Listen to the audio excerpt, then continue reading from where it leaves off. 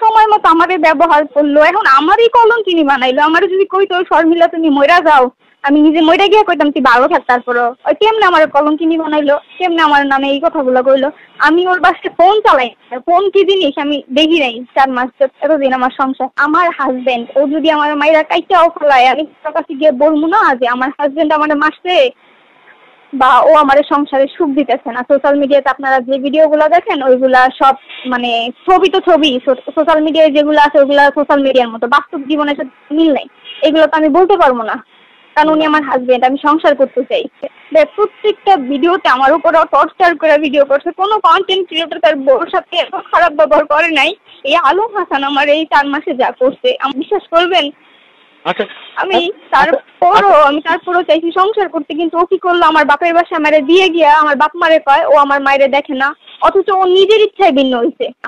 আমি চাই যে আপনি যদি পারেন সংসার ঠিক করে দেন। আমি চাই না যে আমার সংসারে ডিভোর্স হোক, আমি চাই না ডিভোর্সি হয়ে থাকতে। আমি চাই আমার স্বামী খারাপ হোক, একদিন তো ভালো হয়ে আমার জীবনে আসবো, কিন্তু আমি যে সংসার করতে চাই, আমি সংসারটা নষ্ট করতে চাই না।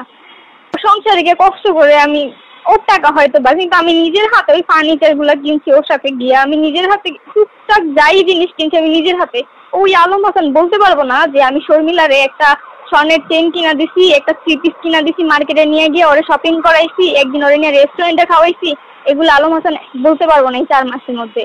শুধু ওর থেকে আবদারের মধ্যে এটাই চাইছি আমার সংসারে এই জিনিসটা লাগবো, একটা ফ্রি বেলুন লাগবো, একটা পাতিলা লাগবো।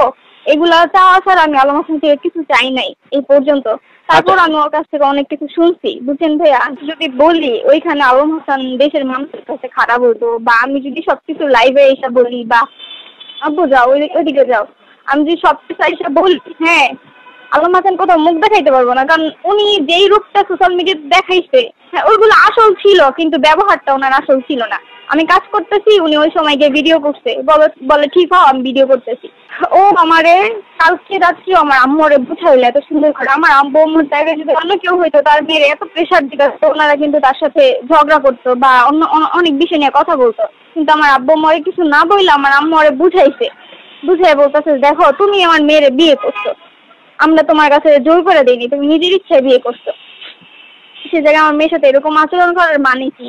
ও এগুলোর কোনো উত্তর দিল না, মানে কথা বললে শেষ হইব না। ও কালকে রাত্রে আমার বলে তোরে 10 দিনের ভিতরে তালাক দিব আর 2 মাসের মধ্যে তোর ভিডিও ডিলিট করে দিব। তার মানে কি বুঝাইতেছে? ও 2 মাস পরে আমার ভিডিও ডিলিট করবো আর 10 দিন পরে আমার তালাক দিবে, এটার মানে কি ভাই?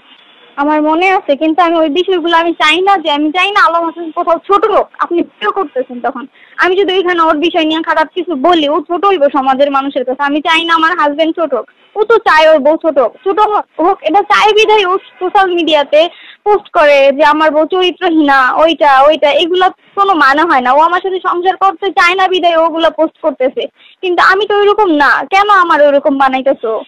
আচ্ছা ভাই, আপনাকে আমার একটা প্রশ্ন, আপনারও তো বউ আছে, আপনি আপনার বউরে সোশ্যাল মিডিয়াতে আনেন নাই? আপনিও তো বউ ছাড়া ভিডিও করে টাকা ইনকাম করতেছেন না?